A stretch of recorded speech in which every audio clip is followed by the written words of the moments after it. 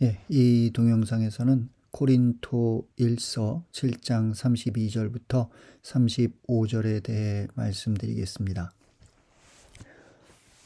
코린토는 그리스의 북동부에 위치한 부유한 도시였습니다.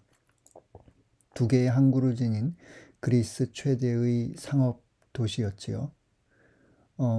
로마가 지중해 지역으로 진출하면서 주전 146년 로마의 집정관 무미우스는 코린토를 파괴합니다.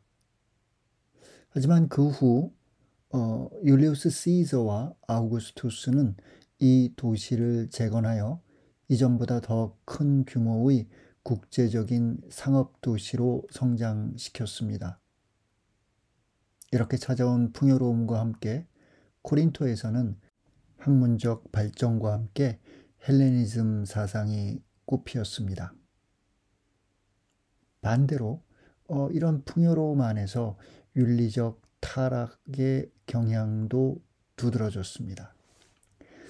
그래서 이제 그리스 문학에서는 코린토식으로 살다라는 은유가 나옵니다. 방탕한 삶을 살다라는 뜻이지요.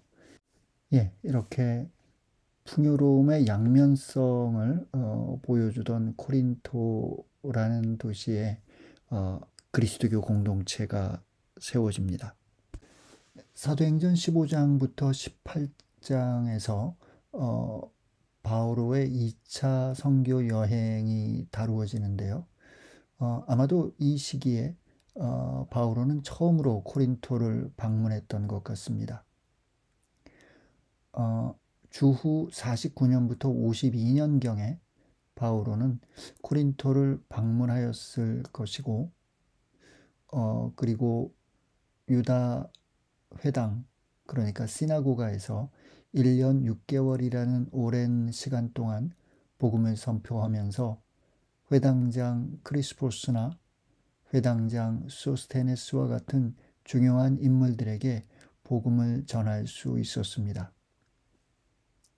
하지만 코린토의 디아스포라를 이루며 살던 유다인들은 바오로의 복음 선포가 영향력을 넓히기 시작하자 그를 적극적으로 박해하기 시작하였고 결국 바오로를 고발하여 그를 로마의 총독 갈리오에게 끌고 가게 되는데 정작 갈리오는 그 문제에 대해 큰 관심이 없었던 것 같습니다.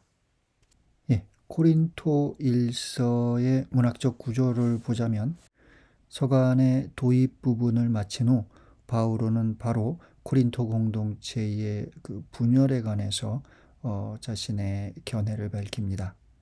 그리고 코린토 공동체의 도덕적 악습을 꾸짖습니다. 앞서 말씀드린 번성한 항구 도시의 윤리적 타락이라는 문제를 지적하는 것이겠지요. 그리고 7장 1절부터 14장 40절에서 바오로는 코린토 공동체가 그에게 한 질문에 대한 답변을 내놓는데 전체적으로 네 가지 물론 이제 그 학자에 따라서는 뒤따르는 그 죽음과 부활에 관한 문제까지를 포함해서 5가지로 보는 사람도 있습니다. 이 동영상에서는 네 가지로 보는 입장을 따르도록 하겠습니다. 그 네 가지는 결혼과 독신에 관한 질문, 인간의 자유에 대한 질문, 또 전례를 대하는 공동체의 자세에 대한 질문, 그리고 은총에 대한 질문입니다. 오늘의 독서는 결혼과 독신에 관한 질문에 속합니다. 이 질문에 대해 바오로는 7장 1절부터 40절에 걸쳐 비교적 자세하게 대답하고 있습니다. 먼저 7장 1절부터 16절에서 바오로는 이미 결혼한 사람들과 결혼하였으나 홀로 된 사람들, 그리고 결혼하였으나 헤어지려는 사람들에게 대답합니다. 뒤따르는 7장 17절부터 24절에서 그는 부르심을 받은 사람들은 부르심을 받았을 때의 상태대로 살아가야 함을 충고합니다.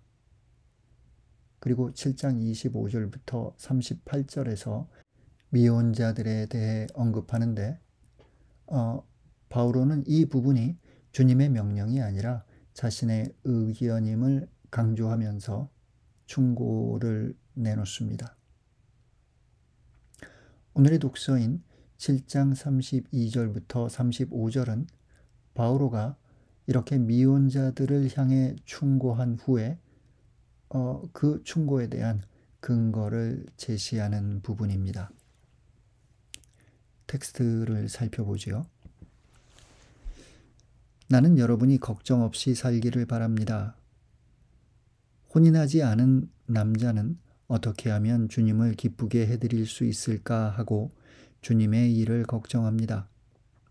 그러나 혼인한 남자는 어떻게 하면 아내를 기쁘게 할 수 있을까 하고 세상 일을 걱정합니다. 그래서 그는 마음이 갈라집니다. 남편이 없는 여자와 처녀는 몸으로나 영으로나 거룩해지려고 주님의 일을 걱정합니다. 그러나 혼인한 여자는 어떻게 하면 남편을 기쁘게 할 수 있을까 하고 세상 일을 걱정합니다.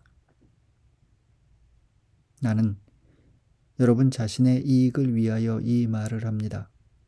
여러분에게 굴레를 씌우려는 것이 아니라 아무런 방해도 받지 않고서 품위 있고 충실하게 주님을 섬기게 하려는 것입니다.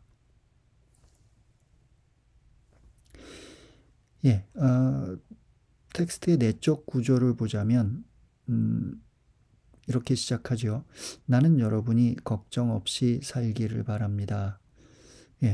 내가 그런 충고를 한 것은 나를 위해서가 아니라 여러분을 위해서입니다. 라는 의미로 이 문장을 알아들을 수 있을 것 같습니다. 그리고 뒤따르는 내용에서 바오로는 우선 남성들을 향하여 이야기합니다.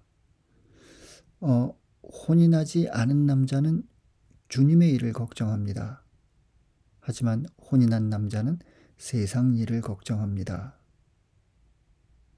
그래서 그는 마음이 갈라집니다.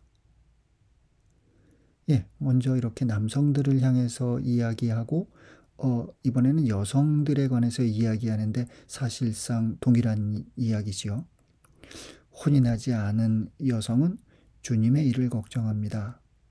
그러나 혼인한 여성은 세상 일을 걱정합니다.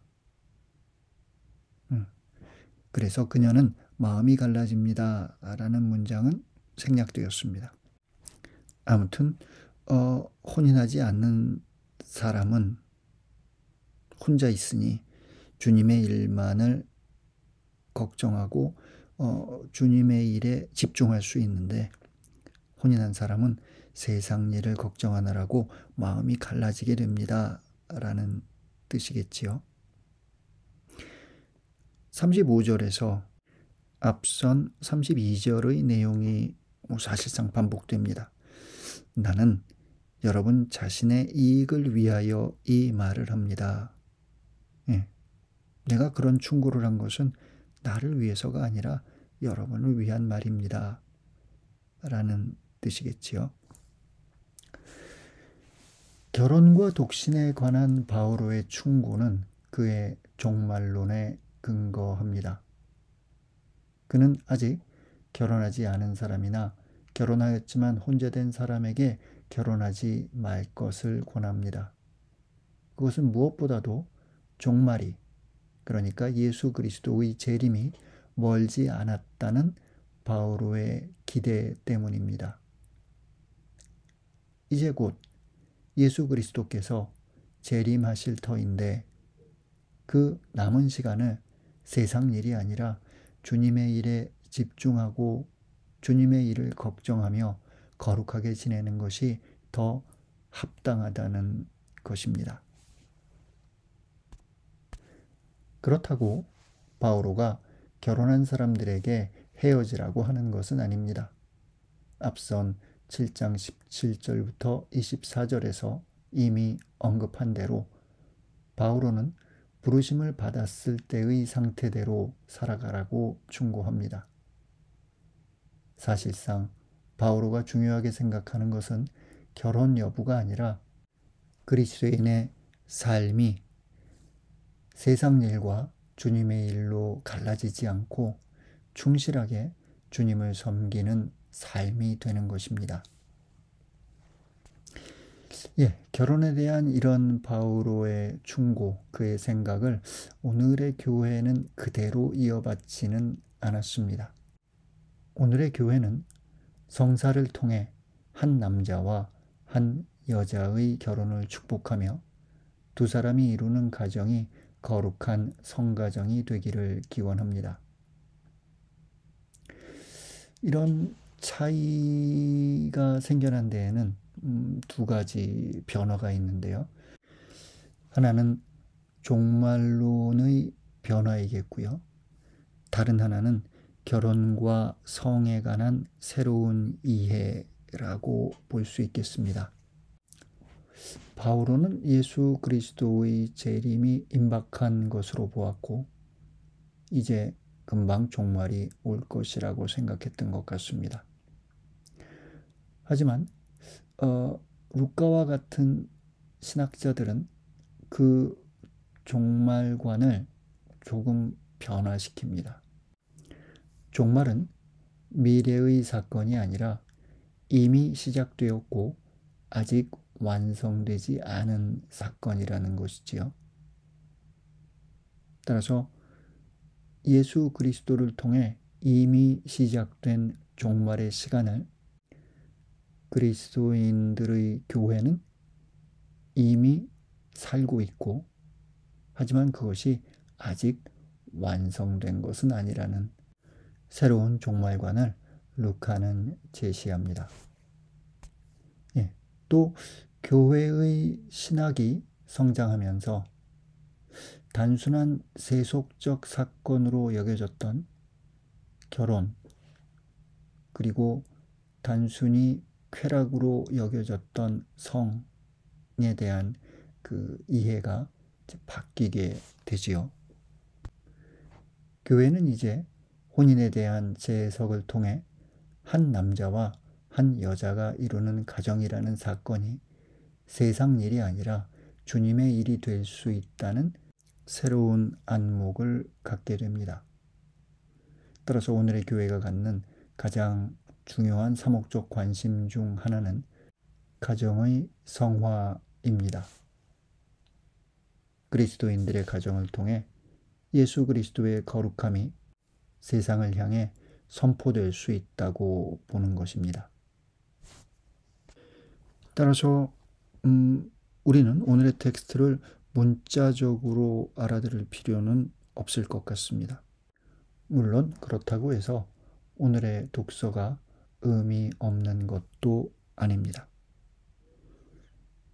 오늘의 독서 안에서 우리가 알아들어야 될 내용은 그리스도인들이 주님의 일과 세상 일 사이에서 마음이 갈라지는 것을 경계하며 품위 있고 충실하게 주님을 섬기는 삶을 살아야 한다는 바로 그 메시지일 것입니다.